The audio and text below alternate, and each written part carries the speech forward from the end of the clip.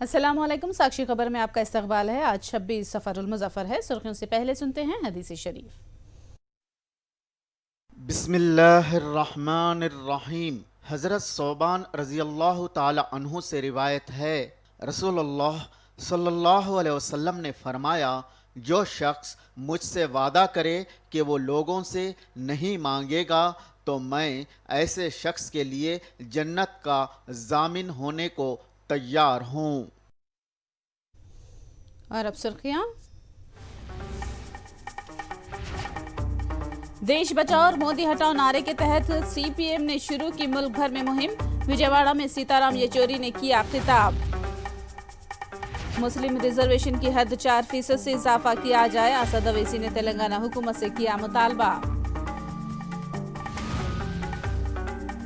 बरेली में हजरत अहमद रजा खान के उर्स तकारीब का हुआ आगाज। मुल्क भर से हजारों अकीदतमंदों की शिरकत। उपल में कल होगा हिंदुस्तान और ऑस्ट्रेलिया मैच के दरमियान फैसला कुन मैच। अजहरुद्दीन ने कहा पिच है बल्लेबाजों के लिए साजगार। और अब तफसील। उत्तर प्रदेश के बरेली में वाक़ दरगाह हजरत अहमद रजा खान बरेली के उर्स तकारीब का आगाज हो चुका है। उर्स तकारीब में मुल्क भर से हजारों अकीदतमंद शिरकत कर रहे हैं। उर्स तकारीब के मौके पर अमन और सलामती खुशहाली की दुआ की गई। उलमा इकराम ने इस्लाह मुआशरे की मुसलमानों से तलखीन की।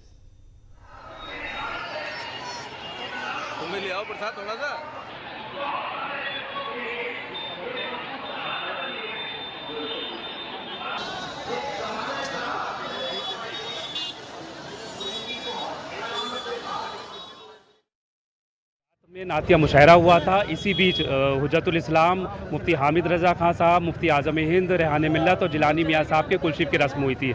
आज कुल के आखिरी दिन यानी कि 2:38 पर आला हज़रत फाज़िल बरेलवी के कुलशीफ की रस्म अदा हुई। इसी के साथ 3 रोज़ा उर्स का इख्तिताम हो गया। उर्स में हिंदुस्तान ही नहीं बल्कि पूरी दुनिया भर के, जिसमें America, south Africa, Mauritius, Malawi, Mauritius, Dubai, Saudi Arabia, Bangladesh, Sri Lanka के तमाम ज़ायरीन यहाँ पर अपने आका और अपने मुर्शिद को खराज अकीदत पेश करने के लिए आए। इस उर्स में दरगाह आला हज़रत के सजादा नशीन मुफ्ती एहसन रज़ा खां एहसन मियाँ साहब का एक पैगाम भी जारी किया गया। उन्होंने मुसलमानों से अपील की कि वो अपने बच्चे और बच्चियों का ख़ास ख्याल रखें। जब वो बालिग हो जाएं तो उनके अच्छे रिश्ते देखकर उनकी शादियां उनके वक्तों पर कर दें। अपने बच्चियों को इल्म दीन ज़रूर सिखाएं ताकि वो अच्छे और बुरे की पहचान कर लें। पिछले कुछ वक्तों से देखा गया है कि मुस्लिम बच्चियां जो हैं गैर मज़हब में शादियां कर रही हैं। इसको लेकर कभी कभी ऐसा भी होता है कि कानून व्यवस्था को भी खतरा। मजलिस के सदर असदुद्दीन अवैसी ने तेलंगाना हुकूमत से मुस्लिम रिजर्वेशन की हद में 4% से इजाफा करने की मांग की है। उन्होंने कहा कि साथ ही बीसी तबके के रिजर्वेशन की हद में इजाफे की मांग की।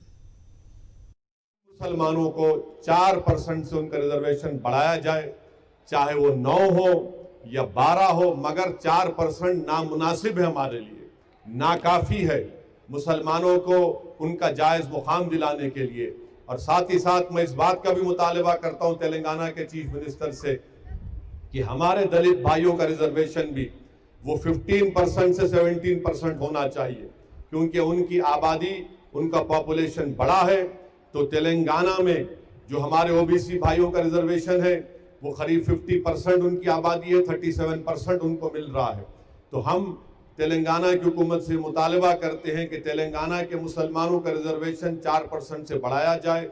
हमारे शेड्यूल कास्ट भाइयों का रिजर्वेशन 15 से 17% किया जाए। हम वेलकम करते हैं कि तेलंगाना की हुकूमत ने शेड्यूल ट्राइब का रिजर्वेशन 10% किया है। 50% की सीलिंग को क्रॉस करना है। अगर हम ये सब करते भी हैं तो 63 या 64% होगा, जबकि तमिलनाडु में 69% है और नॉर्थ ईस्ट के 2-3 स्टेट में तो उससे भी ज्यादा है। तो ये अहम डिमांड है मजलिस इत्तेहादुल मुस्लिमीन का ही नहीं बल्कि तेलंगाना के सब मुसलमानों का, तेलंगाना के उन लोगों का भी मुतालबा है जो इंसाफ पसंद है, जो चाहते हैं कि तेलंगाना में ये कमजोर तबकात को उनका हक मिले। तो ये मजलिस इत्तेहादुल मुस्लिमीन चीफ मिनिस्टर से इस बात का मुतालबा करती है।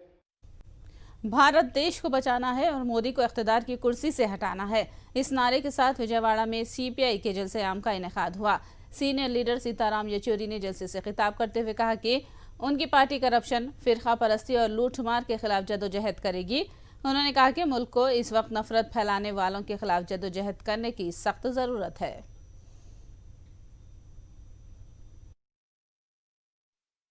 అందరు దేశభక్తులకి రండి, ఇవాళ సమయం వచ్చింది.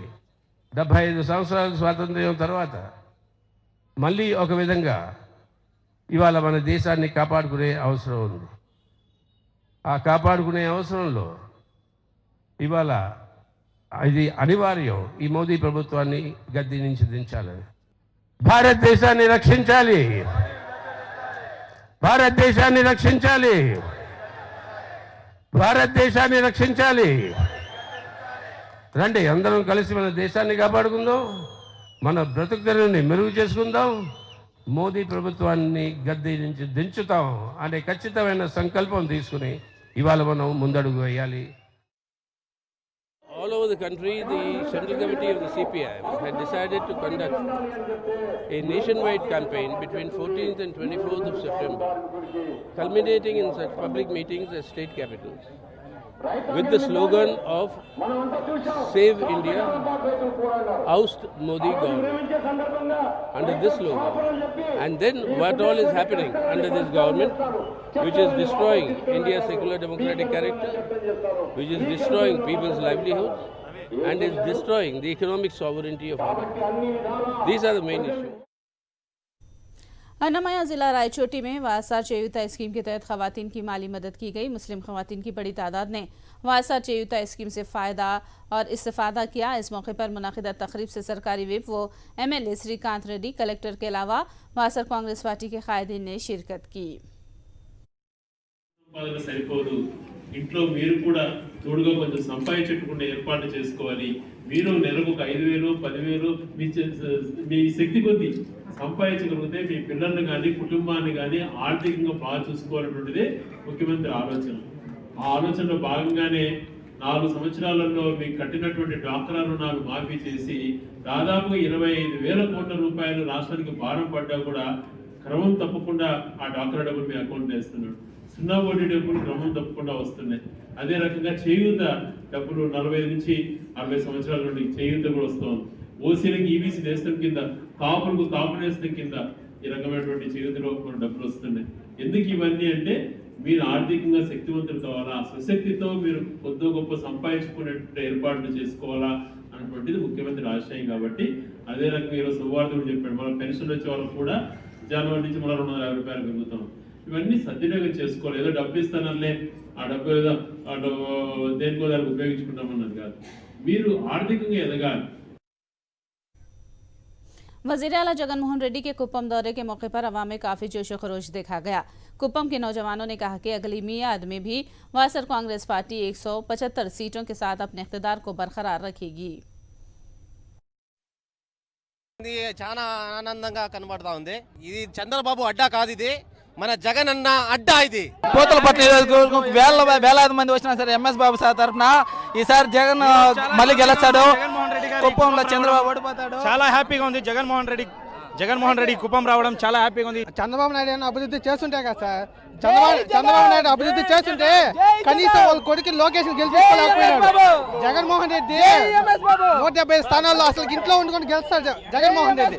అది చంద్రబాబు నాయుడు జగన్ వేరియేషన్ సార్. ఆంధ్రప్రదేశ్లోనే కుప్పంలో స్టార్ట్ అవుతుంది సార్.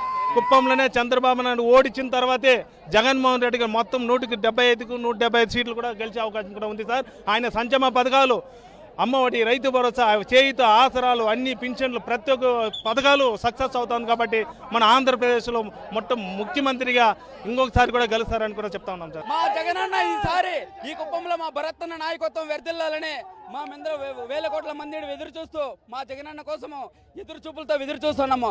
జై హో జగన్. ఈసారి కూడా వర్ధిల్లాలి. ఈసారి కూడా 30 ఏళ్ళు మా జగనన్నే ఈ కుప్పంలో కూడా ఈసారి కూడా ఇక్కడి నుంచే స్టార్ట్ అవుతుంది, మొదలవుతుంది. ఈ కుప్పం నుంచి మా ఎమ్మెల్యే మన భరతన్న గారు ఇక్కడి నుంచినే మొదలవుతారు, ఇక్కడే విన్ అవుతారు. మేము గుడిపల్లి మండలము మా చేడపల్లి పంచాయతీ, గుడిపల్లిలో సర్పంచ్ ఎలక్షన్లో కూడా గుడిపల్లిని గుండె బదులు కొట్టేసినాము. చంద్రబాబు నాయుడు గుడిపల్లి నా గుండె అంటుండే ఆ గుండెని బదులు కొట్టేసినాము. अनंतपुर में घर घर हुकूमत के नाम प्रोग्राम के तहत मुकामी एमएलए अनंत रामी रेड्डी ने घर घर पहुंचकर आवाम से मुलाकात की और जगन हुकूमत के फलाही स्कीमात पर अमल आवरी और बुनियादी मिसाइल के बारे में दरियाफ्त किया। उन्होंने कहा कि हर घर और हर खानदान खुशहाल रहे, जगन हुकूमत का ये मकसद है। ప్రతి ఇల్లు కూడా సుఖ సంతోషాలతో ఉండాలి సభ్యులందరూ కూడా ఒకే ఒక ధ్యేయంతో, అదే మా వైఎస్ఆర్ కాంగ్రెస్ పార్టీ యొక్క నినాదం కూడా. ఆ లక్ష్యంతోనే జగన్మోహన్ రెడ్డి గారు కూడా ఈ 3 సంవత్సరాల నుంచి కూడా పనిచేస్తున్నారు. ఒక కొత్త కార్యక్రమం ఏదైనా కానీ మొదలుపెట్టినా, లేకపోతే ఏ సంక్షేమ పథకాన్ని కూడా రూపొందించినా, ప్రణాళిక చేసుకున్నా కూడా కేవలం ఈ సమాజంలో ప్రతి ఒక్కరు బాగుండాలి, వారి క్షేమమే మేము పనిచేసుకుంటూ పోతున్నాం.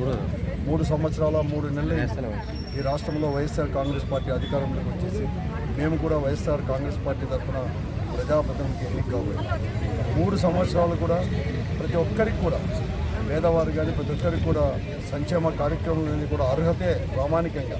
మేము కులం చూడలేదు, మతం చూడలేదు, లేకపోతే ఏ పార్టీ వాడు ఎక్కడ రేపు ఓటు వేస్తారో లేదో ఆలోచన లేకుండా ప్రతి ఒక్కరికి కూడా సంక్షేమ కార్యక్రమాలు అనేది కూడా అర్హత ప్రామాణికంగా తీసుకొని అందించే కార్యక్రమం. साक्षी खबर में दोबारा आपका इस्तकबाल है। ड्रग्स सप्लाई करने वाले सरगना जॉन स्टीफन डिसूजा स्टीव को गोवा में गिरफ्तार करके हैदराबाद लाया गया। डिसूजा ने गिरफ्तारी से बचने के लिए अपनी उम्र 60 के बजाय 76 साल बताई। ताहम अदालती तहकीक के बाद इसे गोवा से हैदराबाद ले जाने की इजाज़त दी। डिसूजा हिलटॉप का मालिक है जो पब की सहूलत फराहम करने के साथ साथ लोगों को ड्रग्स सप्लाई किया करता है। डिसूजा पर मुल्क भर में 600 अफराद को ड्रग्स सप्लाई करने का इल्ज़ाम है। इसके अलावा 600 में से 166 ड्रग्स ग्राहकों का ताल्लुक तेलंगाना से बताया गया है। डिसूजा तलबा के अलावा नौजवानों और सयाहों को ड्रग्स फराहम करता है। इसी दौरान लंगर हाउस से ड्रग्स की खरीदी में पुलिस ने एक और शख्स को गिरफ्तार किया।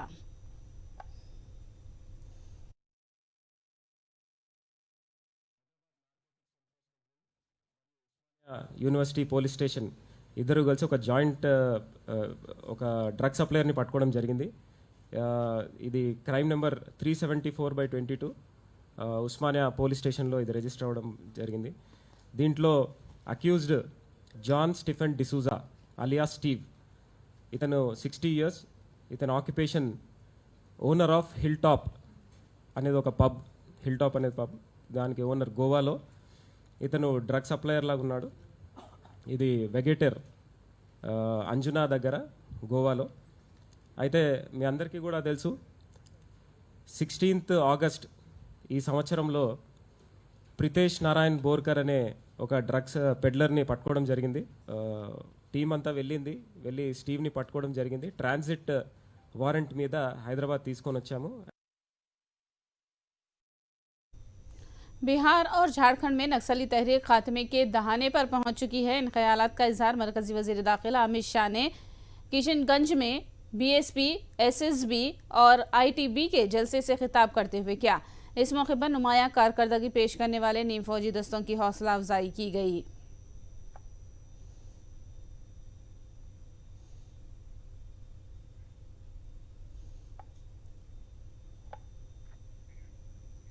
माहौलियात के तहफ़्फ़ुज़ के लिए उत्तर प्रदेश के मेरठ की एक मुस्लिम लड़की को अक़वाम मुत्तहिदा ने अवार्ड से नवाजा है। माहौलियात के तहफ़्फ़ुज़ के लिए हिंदुस्तान के 17 लीडरों का इंतखाब हुआ। 17 में हिना सैफ़ी भी शामिल हैं। हिना सैफ़ी ने उन्हें अक़वाम मुत्तहिदा का अवार्ड मिलने पर खुशी का इजहार किया।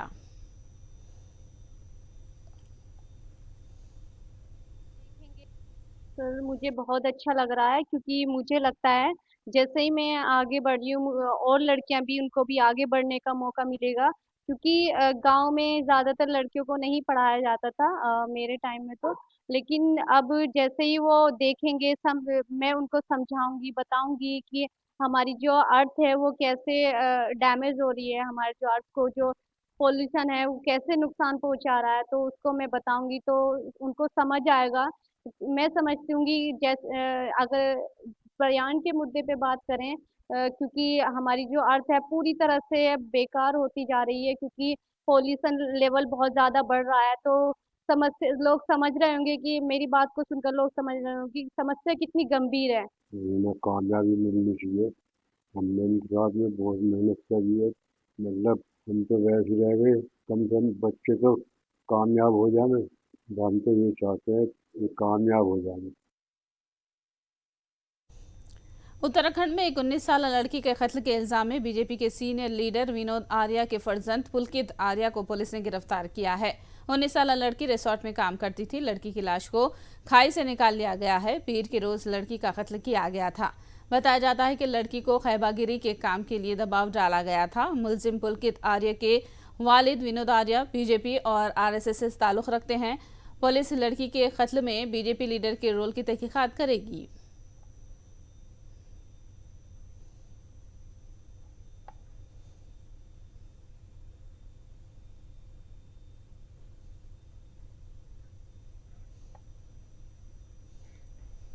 इसी दौरान उत्तराखंड के वजीर आला कौशिक सिंह धामी की हिदायत पर रिसोर्ट को मुनहदिम किया गया। वजीर आला ने जिले मजिस्ट्रेट को हुक्म दिया है कि रियासत के तमाम रिसोर्ट्स की सरगर्मियों की तहकीकात करें। वजीर आला ने कहा कि कसूरवार चाहे कोई भी हो, इसके खिलाफ कार्रवाई होगी और उसे बख्शा नहीं जाएगा।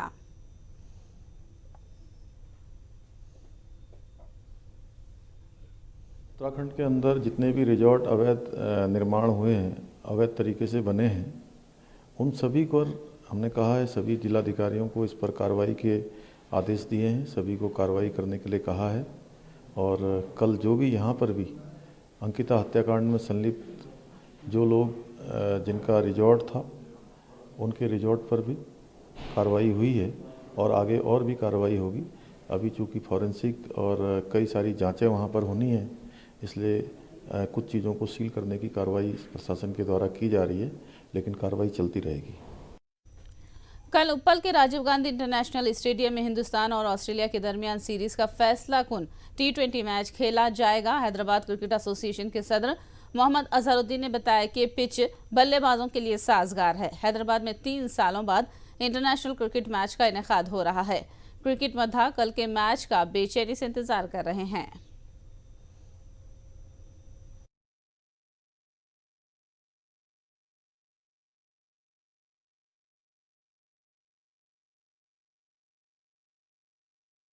To see the ground, I think the ground is looking nice. We've got a very good green outfield. I think must congratulate the staff, the ground staff for, getting this ground so nicely done. We've got a very good batting wicket. I hope we'll get centuries also. People come to see a lot of runs being scored, so hopefully we'll get a good game. I'm very happy with the way the things have gone. But there are some places, yes, we need to improve. We will definitely improve as and when we can. If there are any discrepancies, if there are any shortcomings, we will definitely look into it. So we are also, doing a game after so many years. So it takes time, because to maintain a stadium, to keep it, a little bit of time. But I think we've done it very nicely in the last 15 days. I think we've got new dressing rooms now. No, I think I'm very happy. This is a different job. When I was playing, it was totally different. Now I'm on the other side of the fence, so I'm doing well. I'm trying my best. Hopefully, if you see on the 25th, you will really enjoy the game. Okay. No, there is, for me, cricket is not an issue. I don't know why people are making it a big issue.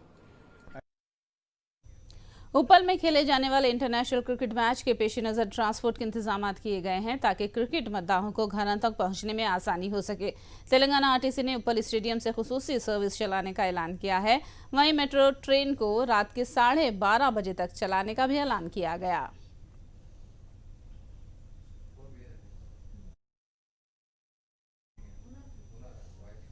T20 आलमी cup में हिस्सा लेने वाली team India खिताब की दावेदार है और वो बेहतरीन टीम है और इस टीम से बेहतर मुजाहिरे की तवक्के की जा सकती है। ये पेशकयासी साबिक टेस्ट क्रिकेटर श्रीशांत ने की है। सिलेक्टर्स का डिसीजन है, मैं उनको पूरा रिस्पेक्ट करता हूँ एंड इसीलिए वेरी इंपॉर्टेंट हम सबको उनको सपोर्ट करना चाहिए। और मुझे पूरे यकीन है, जैसे हार्ड बाउंड्स विकेट्स ऑस्ट्रेलिया में हमेशा, जैसे मुझे तो बहुत अच्छा एक्सपीरियंस ऑस्ट्रेलिया की टीम के खिलाफ personally and as a team, और मुझे पूरे यकीन ऑस्ट्रेलियन विकेट्स में जैसे हम लोग के बैट्समैन हार्ड विकेट्स में जो खेल के बड़े हुए हैं, तो I am very confident they will do really well in Australia. Bhuvi जो लैग कर रहे हैं 19 ओवर पे कहीं ये देखने को मिला। नहीं, सारे लोग भुवी के पीछे पड़े हैं यार। Bhuvi is a very good bowler, is got lot of experience. Hard wickets में उनका नकल बॉल्स है, बैक ऑफ हैंड है, स्लोअर बॉल्स है। I am very confident. जैसे आप थोड़ा थोड़ा उनको थोड़ा जैसे विराट की रन्स नहीं बनते थे तो पूरी दुनिया उनके पीछे पड़ गए थे। Obviously we want them to do well but sometimes you just let him be. मुझे लगता है भुवनेश्वर कुमार इस वर्ल्ड कप में बहुत हंगामा करेंगे। वर्ल्ड कप की टीम कैसी लग रही है? अरे बहुत ही अच्छा टीम है यार, बहुत ही अच्छा टीम है और सारे जो यंगस्टर्स को मौका मिल रहा है उनको।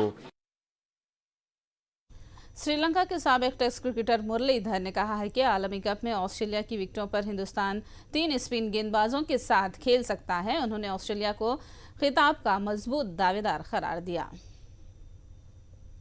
See, I don't know, there was, according to, I have seen there is 3 spinners going in. So I think plenty in Australian conditions because it doesn't spin much. So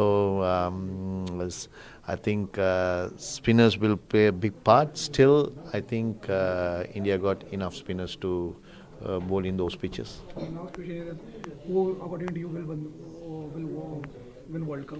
According to you? It's very difficult. T20 game, anybody can win. I think 10 teams are going to compete.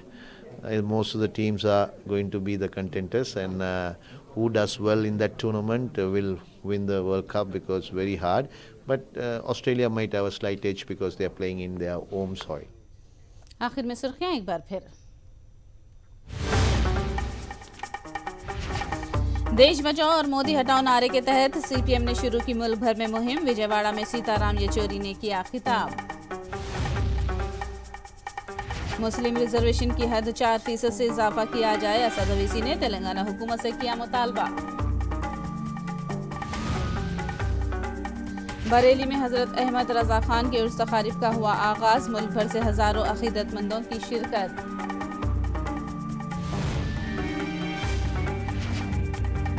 उपल में कल होगा हिंदुस्तान और Australia match के दरमियान फैसला कुन match. Azharuddin ने कहा पिच है बल्लेबाजों के लिए साजगार।